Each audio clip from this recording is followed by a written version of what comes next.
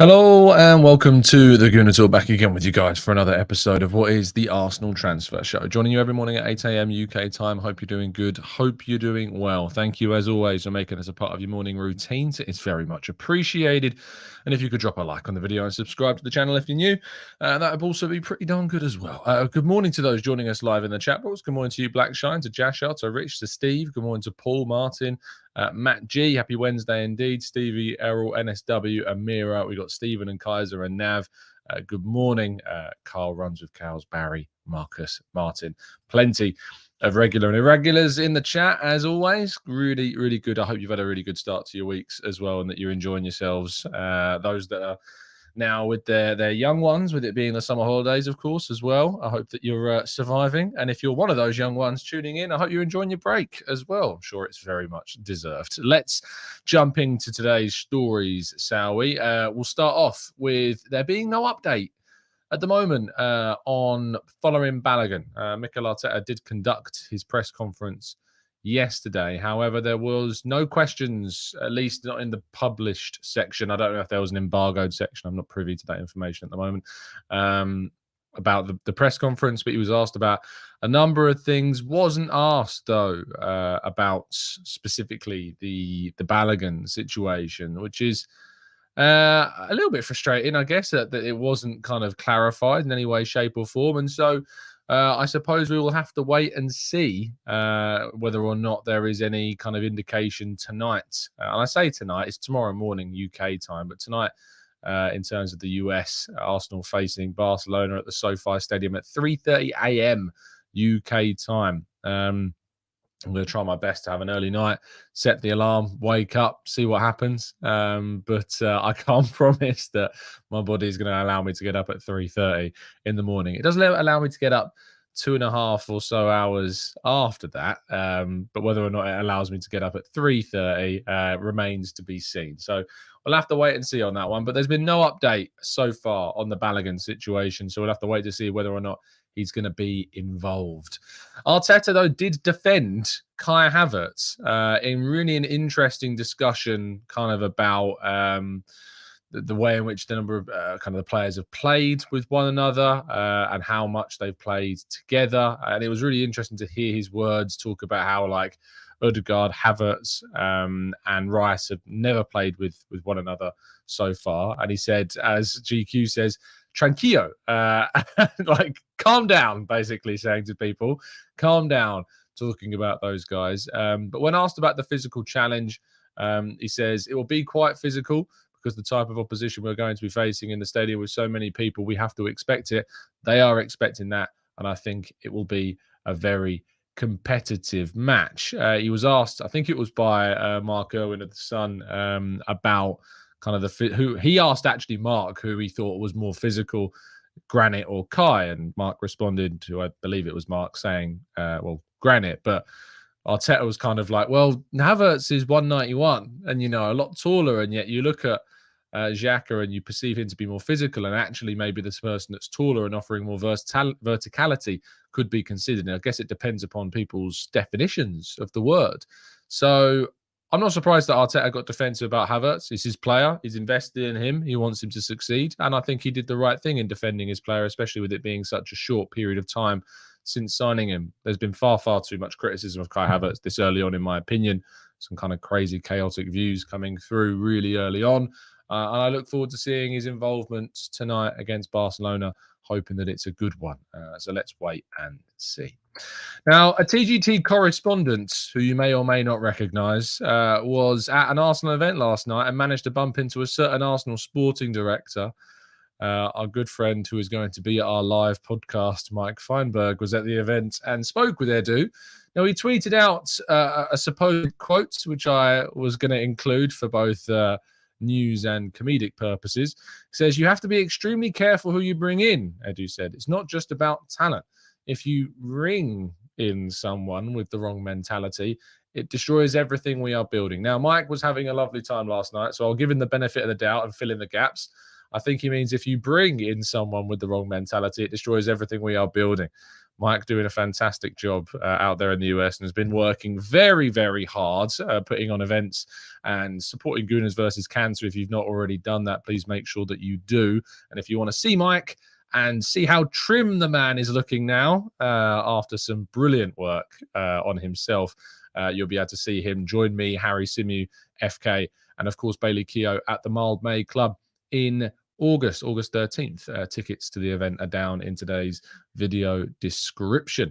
But yeah, Edu giving the context around transfers, and it was a really good event, I hear, last night. Lots of people having a lot of fun, lots of familiar faces, and great to see so many people meeting new fans for the first time. Into transfers, and Liverpool have made the first bids, official bid that is, in the race for Romeo Lavia. Arsenal and Chelsea still said to be two sides that have an interest in the player, but their £37 million bid, as according to David Ornstein, was indeed rejected by Southampton, who are looking for something closer to £50 million to part ways with the Belgian international.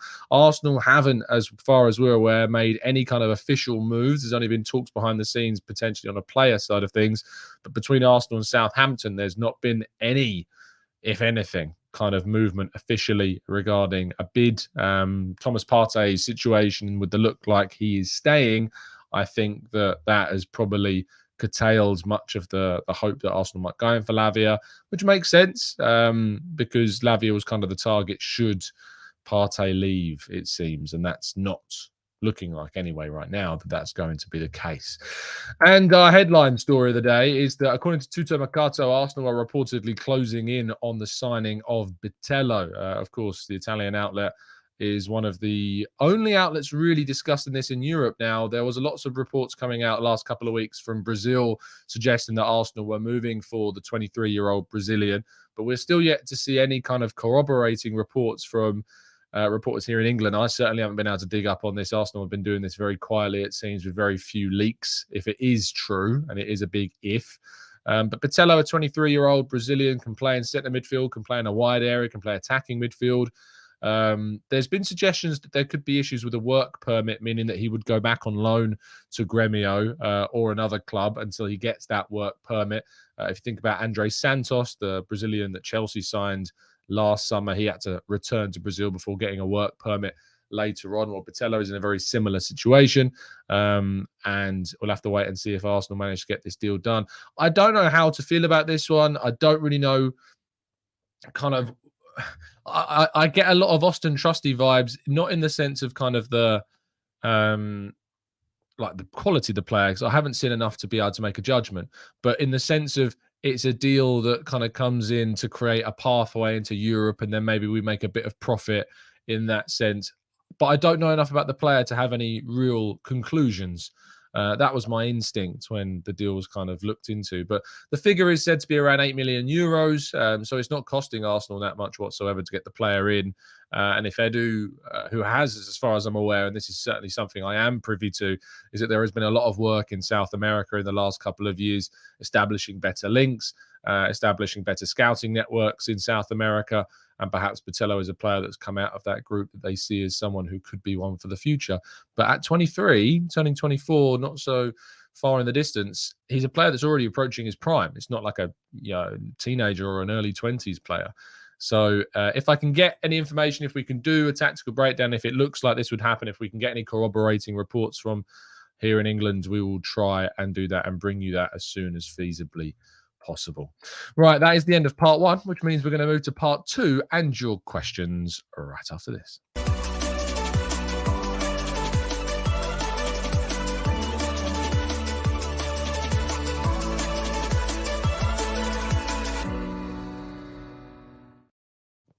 Right then, we'll go to questions, but I always have to give you the information. And if you're not aware already about our live podcast that has been going down on the 13th of August, if you've not been able to get tickets yet, today's the day. Make sure you go and do it. Harry Simu, FK, Bailey Keogh, and Mike Feinberg will all be there.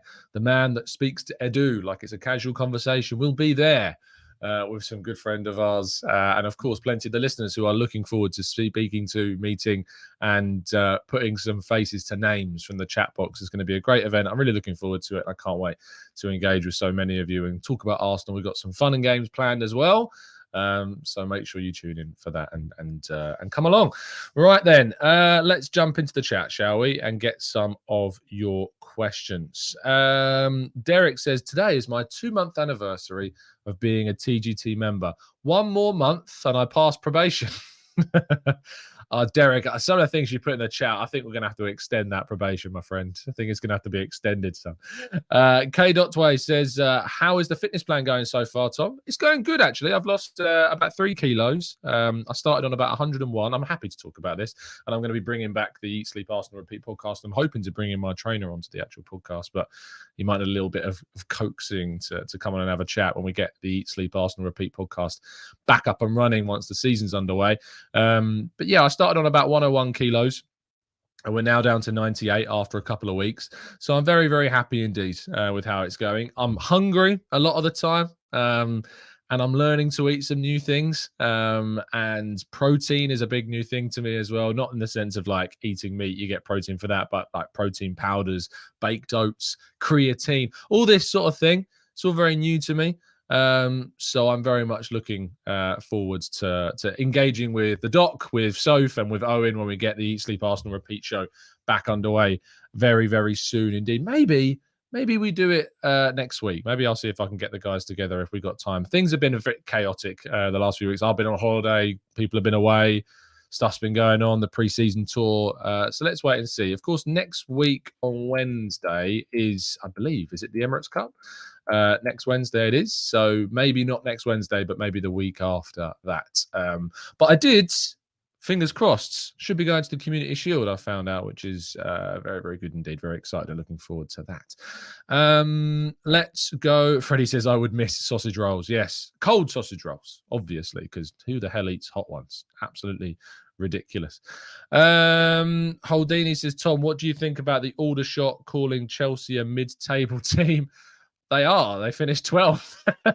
I think it was a Chelsea 11. I don't think it was like the full senior side, was it? I don't think it was like Nkunku and Jackson and all of those guys. So I know they lost 3-1. But I did see Man United. Did they play Wrexham? I don't know what Man United's team was for this game. Yeah, Man United's team was very much another young side that went up against Wrexham and they lost 3-1. Again, it was 2 young teams, Chelsea United, so don't take it too seriously, those results. Jason says, all have been rumoured to leave this transfer window at some point, but if you could keep only one player between Tierney, Partey and Balogun, who are you picking? To be honest, I think Partey. The reason why I'm keeping Partey at the moment is because I think that in terms of kind of what we look at in terms of the squad, having 2 top-class midfielders in Rice and Partey is going to be really good for next season. Balogun, it seems like his mind is elsewhere. And whilst I would love to see him kept and given the opportunity, I'm just not sure whether his mindset is in the right place. Tierney, I think, is probably the most expendable of the group in regards to you've already got Tomiyasu, you've got Kivior, and you've got obviously Zinchenko, you've got Lino Souza coming through as well. So we have lots of left-back options. So I think Partey is the one that I would see kept out of the 3. And I think it's harder to replace Partey out of the 3 as well, which makes it more, more preferable to keep Partey. Jashar says, Tom, do you think that Kai Havertz is under pressure because most fans didn't think he was necessary as a signing? My own thoughts are that I would have preferred Caicedo instead of both Havertz and Timber. Timber, I think Jashar is going to prove to be a brilliant, brilliant asset to this club and a really important piece of business. Probably, and I put this down as a signing of the summer, I think it's one of the most important businesses we could have done. Bringing in a player that can play right back, that can play centre back, that can provide that depth in that right defensive area is so important for next season because it was one of the big reasons, if not the biggest reason, why we lost the challenge in the title last year. When Saliba got injured, we didn't have the depth, and Timber brings us that depth. So I think that's really important. Havertz, and the pressure, I think a lot of fans maybe didn't feel he was necessary. I think that obviously a replacement for Xhaka and someone that was going to evolve that area of the field was always going to be necessary. But I think a lot of people can't necessarily see that he is the kind of the guy to take on the mantle yet is a bit of an issue, let's say. But there's pressure without a doubt. Top of Top says, share your Strava group again. Yeah, we still do have our Strava group. You can get involved. I've not been actually logging my stuff on Strava recently. I should be doing that. I've been doing it all on Fitbit, but you can go to our Strava group. It's www.strava.com/ESARP. I think it's /clubs/ESARP if you want to join our Strava group, and you can log all of your stuff and show your own progresses as well. Any news on Tavares going, says Masha? No, sadly not, I'm afraid, at the moment. Still nothing at the moment. Cody says, how do you think we will go about versing Barcelona tomorrow? I'm very excited for the game, and I hope that they play a strong team against us. Me too. I want to see a good test. I'd like to see Rice and Partey start together. I'd like to see Odegaard given a bit of a rest, and I'd like to see Havertz play in a number 10 position, actually. I'd like to see Havertz given the opportunity to play behind Gabriel Jesus with two kind of more deeper midfielders. And I'd just like to see that given a go, given it the opportunity. I'd like to see Smith Rowe start on the left-hand side, and I'd like to see Balogun start. I'd also like to see Timber, Saliba, Kivior, and Tierney start as the back four. And of course, Aaron Ramsdale playing still very much in goal. That's what I would like to see with Saka on the right again. Very much so. Rami says, Tom, you should cop the travel t-shirt. Is there a good travel t-shirt? I do love my Arsenal merchandise. Is there a new travel t-shirt? Let's have a quick look. Arsenal travel 23-24. I do like the travel t-shirt. It's obviously in the same style as this training kit, which I do quite like. It's very kind of light. It's very good for training, good for golf as well. I do quite like the jumper, the sweatshirt, and the hoodie. Maybe the hoodie might be a purchase later on down the line. But the missus is like, I swear you buy a new bit of Arsenal gear every single week, and she's not wrong. She's not wrong. I do buy a lot of Arsenal stuff. You got to help fund those transfers, that's how it works. Holdini says, did you see Eddie's interview as we Arsenal fans misjudge his mentality as a player compared to Flo?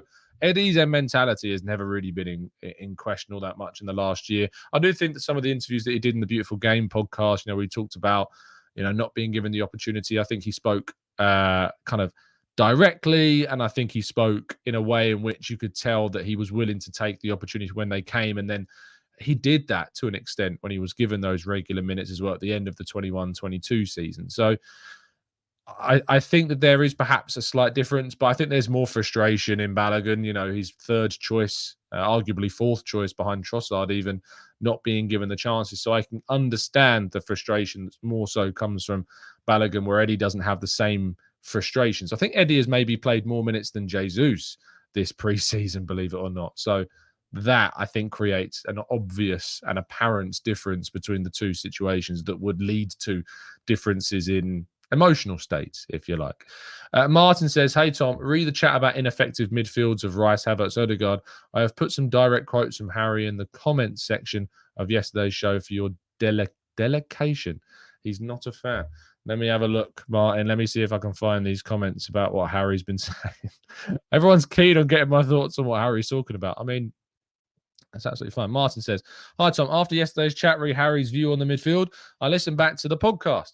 There were some direct quotes on whether Rice, Havertz, Odegaard midfield would start. Harry says, I bloody hope not. And I don't see how it works. On how Havertz coming in, the Xhaka effect on balance the team, it says it makes no sense. On Rice, I believe that Rice was brought in to play the role vacated by Xhaka.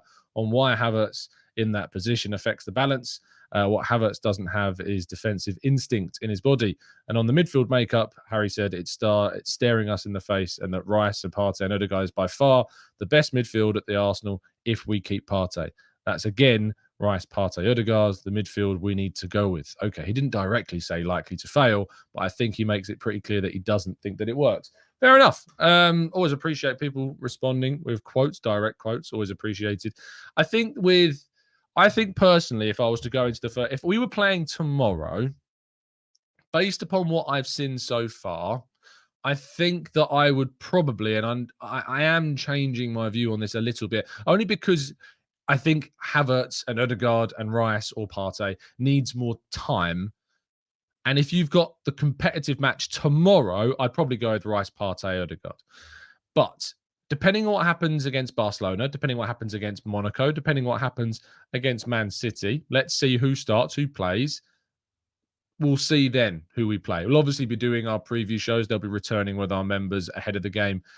Probably against Man City, I guess we'll do our first preview show because it's technically the first game of the season, if people count the Community Shield as that. So we'll probably be doing our preview show before the Community Shield, which I'm hoping to be at, of course.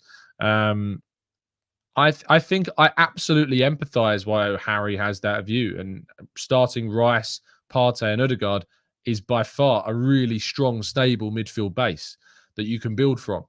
I'd like to see the Havertz experiment work. I'd like to see it used. I'd like to see it kind of given an opportunity to flourish. And if it does, I think we've got a great chance of creating something really attackingly threatening.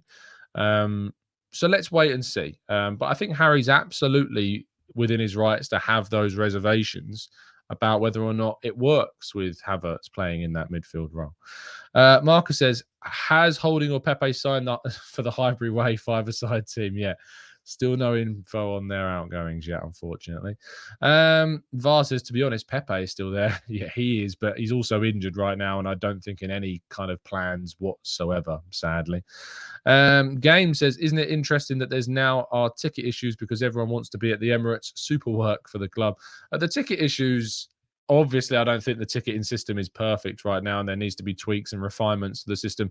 But people do have to accept in some ways that there is huge demand for tickets and not everyone can have one. That is a reality, unfortunately. Like there's always sometimes I think a feeling of if I don't get a ticket, something must be wrong with the system. But there is also a reality that there is more people that want tickets than there are available tickets. And that is obviously going to create a bit of a problem. I think there are something like the chances of you getting a ticket via Red membership are around 2%, because that is the number of Red memberships that there are active in potentially trying to get tickets for Red membership seats this season. So it's like the number of Red membership seats isn't in the tens of thousands. The number of Red membership seats are like in the single digit thousands. So yeah, I'm not sure. Jim says, Tom, please don't keep saying "ugh" before the next question. Someone mentioned this and now it's getting on my nerves. Well, I can't help my mannerisms, I'm afraid. If it's annoying you that badly, there are plenty of other places to listen to Arsenal talk. I'm not going to change my mannerisms. I used to say the words whatnot and sadly, kind of gradually managed to get that out. But me saying, before questions, I don't get why that's a problem. Aditya says, hey, Tom, one player to watch this season and could impact a player for us. I think one player to watch this season is that wasn't maybe in the four. Perhaps Kivior is one that you need to keep an eye on. I think Kivior is a really intriguing player, and one which obviously was a little bit understated, if you like. I think that when it comes to the left back role, I think you might see a lot of changes in the left defense area. And I think Kivior opportunity may be very interesting indeed. I think he's very underrated. And I think actually what he might bring to the team is some versatility, is some underrated quality, and some technical elegance, actually, that I think he showed really well in the All-Stars game and in the Man United, not in the Man United game, specifically the All-Stars game. I think that, and the Nuremberg game actually as well, I think that he showed some really good moves too. So Kivior is yes, I agree, Seb, something of a hidden gem. Yassine says, with the looks of Partey staying, should we offer him a new contract to protect his value? I think so, yeah. I think absolutely a new contract is probably the way forward in terms of players over 30. You want to be sensible. So you're looking at 1 or 2 year extensions on those contracts. And I think that with someone like Partey now in that early 30 stage, you either sign or then Arsenal have to think about a decision to move him on. So let's wait upon the next one. Daniel Roberts says, ooh, thoughts on your predictions for the players for the upcoming seasons? Thoughts on the predictions for the player?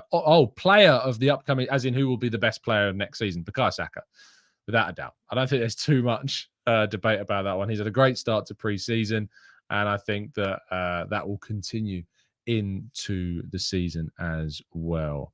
Yeah, please don't spam the chat box. I don't read out your question, and you will be timed out. Akmal says, "Ooh." You see, you shouldn't have asked the question. You knew the chat box was going to respond with this exact thing. You have done this. This is all on you. I can't even remember the name of the person that it was. Akmal says, "Ooh, do you think Timber will play with Zinchenko when he's fit?" Sadly, he isn't now, and whatnot. He's not fit at the moment. No, I don't know is the answer. I think maybe there's an option when you come up against a team that you're expected to dominate more of the ball. So yeah, there's absolutely potential to see Timber and Zinchenko play together, but only against certain oppositions.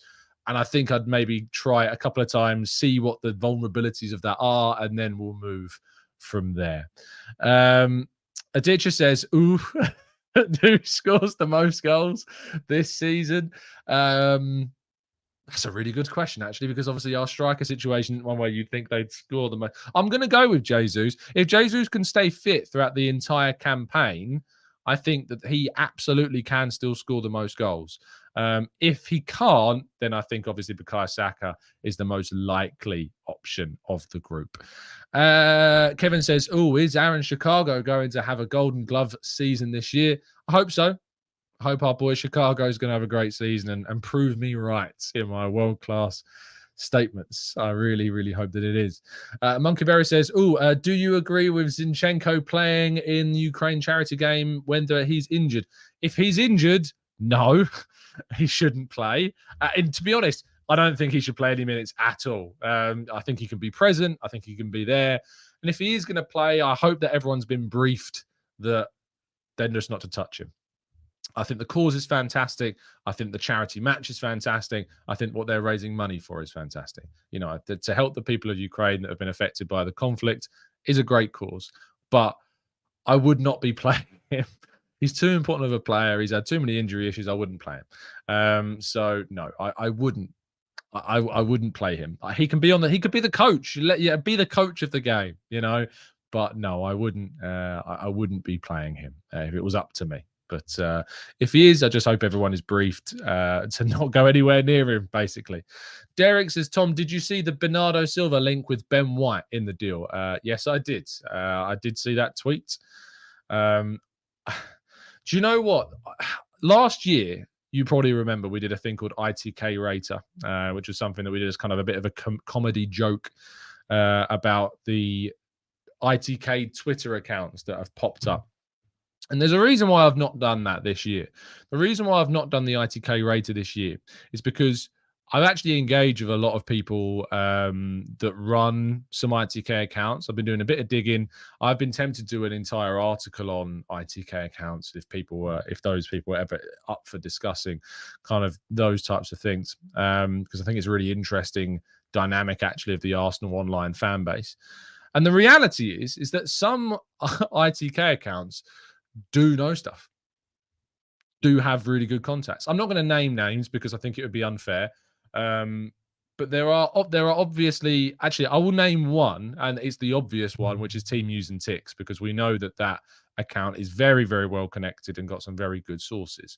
But there are others that have genuine sources within the club, within friends of players, friends of other clubs that have worked in the game, and that can sit behind, you know, to an extent, a faceless account.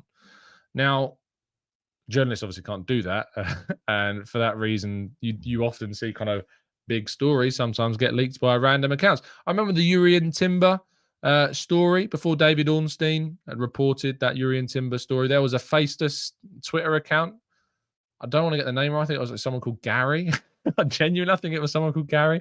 Tweeted something out saying that Arsenal bid for Timber before anyone else and got it right. Of course, we know the gerbil has had some inside information as well. Sometimes people do genuinely get information. I don't know anything about the account really that was doing the Ben White, Bernardo Silva swap story, but like I don't use them. I only use specific stories in the news outlets and the news section of the show.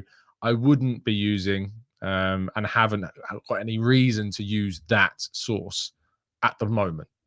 Look, if Bernardo Silva ends up coming to Arsenal and Ben White moves in the opposite direction in a cash plus money swap deal, happily give that account credit. But if nothing happens, then there's nothing. There's no credit, obviously. Like, you know, it's things have to happen.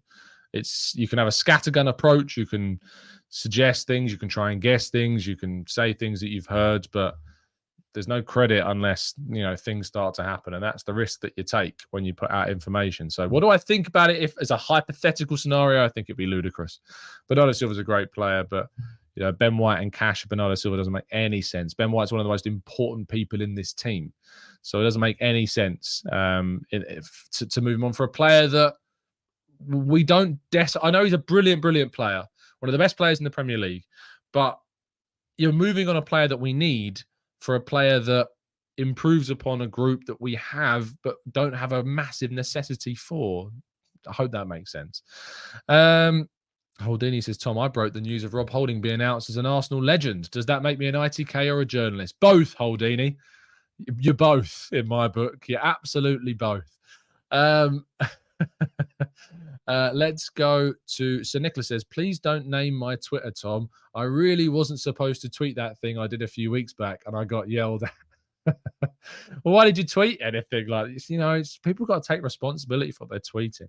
It's also why you don't really see me putting out loads of transfer stuff. I've got a few things. I've heard a few things this window. The Jeremy Frimpong thing, for instance, the genuine interest that we have in him. Not to say that, you know, it doesn't mean we're going to move for the player. It's just that the interest we have is real. He's on the player's radar. He's on the club's radar, sorry. Last summer, it was the Yuri Tillemans line that, you know, Edu was very much willing to kind of hold fire on the Yuri Tillemans situation, and we did, obviously, and then decided in retrospect that we didn't need to move for Yuri Tillemans because we kind of moved past that, and Declan Rice became a far more of a midfield option for us as well. He ended up moving to Aston Villa, of course. So I think that it's more important to be, it's so important to be right rather than first.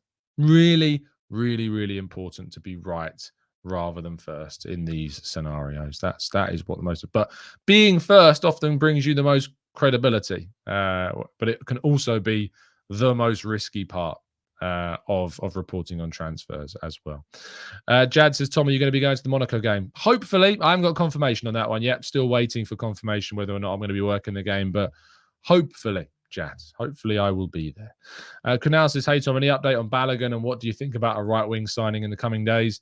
Right wing, Kudus, you know, is this name that's being mentioned, talked about the most, but there's been no movement regarding the club. There might have been discussions behind the scenes player-wise, but Arsenal have not made any moves regarding an offer, a talk with Ajax. Chelsea are the ones leading that race right now. But I hope that we bring in a right wing before the end of the window. I'd like to see a right winger brought in. That's the last position that I think that and obviously kind of that a versatile forward that can play right, that can play in the middle. No update on Balogun, I'm afraid, yet, mate. No update on that side of things at all. Sam says, can we call it a tweet now, or is it an X? So we're all in the... so we're all our X. That works. Yeah. I think they're called Zeets. I think I saw someone saying they're called Zeets. Now, I thought that was something that you got when you were a teenager. But apparently they're called Zeets now. So, yeah. We'll have to wait and see. We'll have to wait and see. A certain Mike Feinberg's in the chat. And what time is it out there in the States now? It's just gone past midnight. So I dread to think on the level of coherence, our good friend Mike. But good work, Mike Feinberg. We'll see you very soon, my friend. We'll see you soon. And thank you for your contribution to the morning slideshow. It was very much appreciated. Spelling mistakes and all. Gooner Jake says, Tom, Elise or Kudus? Kudus, personally. Rono says, Tom, do you think 3-2-4-1 with a double pivot and 2 10s would be more suitable for this team? Again, numbers of formations are very much subjective, and I think that the way in which we play so fluidly, it's really, you know, it's not rigid. When we attack, we play with a back three. We're in defense, we can play with a back five.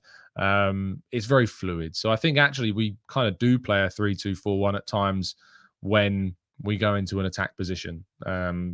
So I don't think we should stick kind of rigidly to these terminologies of using formations like this. Dad joke alert. Do love a dad joke. You can't knock them. They are brilliant. Derek says, who do you think will score the most screamers? Ben White. Ben White will score the most screamers next season. That's not any kind of inside knowledge or tactical knowledge. It's just the truth. Ben White will score the most screamers next season. Bad news, we're not signing Mbappe. What? What do you mean? Did Edu not confirm the Mbappe deal? Ridiculous. Dan says, why are we so bad at moving players on? We need a Saudi club to buy or reject our players. Because the ones we're trying to move on aren't that coveted. I think we did really, really well to move on Granit Xhaka for £21 million. We've obviously moved on Pablo Maria as well and got like 5-6 million quid in for him. The other players that we're trying to move on, they're just not that well sought after. You know, other clubs that are moving on players, teams have a reason to buy those players. For us, we don't. Clubs just don't have a reason to really to go big on Holding, or go big on Lokonga, or go big on Tavares. There isn't that much interest in them. So it's pretty difficult to sell a player that there isn't all that much interest in. But hopefully we see resolutions to these towards the end of the transfer window. Derek says, Newcastle at home last year, if Havertz gets the ball in the position that Granit did, I think that we might win that game. Interesting point. If he's through, he has to get into that position, of course. But I think there's things that Kai will bring to the team that Granit didn't, and things that Granit had that Kai doesn't. So we'll see the balance, and we'll see the input of Havertz this season, without a doubt. Akmal says, looking forward to Ben White continuing to harass goalkeepers during corners. Absolutely. I'm very much looking forward to that. And Russ says, do you see us cancelling Pepe and Cedric's deals? Less so Cedric. There's been significant interest in him recently. Clubs on the continent, clubs in the Premier League apparently are interested in Cedric. So we might see some movement with him. Pepe, I think we probably will. Charlie says, did you hear what's happened to Joe Lewis? I have heard whispers. I know it's a big legal matter, so I'm not going to speak speculatively on it. I need to do some digging and research into it first. But yes, I have seen the tweets about it. Yassine says, does the players actually acknowledge Arteta when he does that screaming sign language on the touchline? I never know what it means. I hope so. Otherwise, why would he be doing it? So I'm hoping that they know exactly what he means when he's doing that thing on the touchline. You'd think that they would. You'd think that they would pay attention to the manager. Holdini says, what do Cristiano Ronaldo, Lionel Messi, and a magician all have in common? They all three do hat tricks. For goodness sake, that's terrible. That is a terrible, terrible joke. Boss says, Havertz didn't do well at Chelsea and went for 65 million. Pepe didn't do well and he's getting terminated. Why? I think because obviously Havertz didn't do well in a very different way to Pepe. Havertz scored a Champions League final winning goal. Pepe didn't. Havertz managed to remain fairly fit across the whole of last season and was the standout player in most Chelsea games. Pepe was not the standout player in most of those Nice games. Havertz, the number of, I think if you look at the Squawka statistics for last season at Chelsea, he stands out as kind of ranking number one in loads of different metrics in that Chelsea team. So that's why. And he's also still young. He's got loads of talent and potential in his game. And he had a relatively long-term contract, I think, still with the club, 2 or 3 years left on his deal. So that's why. Pepe, it's just not worked. It's just not worked at all. Anyway, I think we're going to wrap the show up there. Thank you, everybody, for tuning in. It's very much appreciated. Your generosity of your time is certainly always very much felt. Thank you to everyone that's tuned in and continues to do so. If you haven't already got your tickets for our live show, please make sure you do. They're down in the description. You can find the link to the tickets there. You can join myself, Harry Symeou, FK Bailey Keogh, and Mike Feinberg at the Mild May Club in Newington Green in London on the 13th of August, day after the game against Nottingham Forest. I look forward to seeing plenty of you there. Thank you, as always, for tuning in. It's very much appreciated. Drop a like, subscribe if you're new, and as always, up the Arsenal.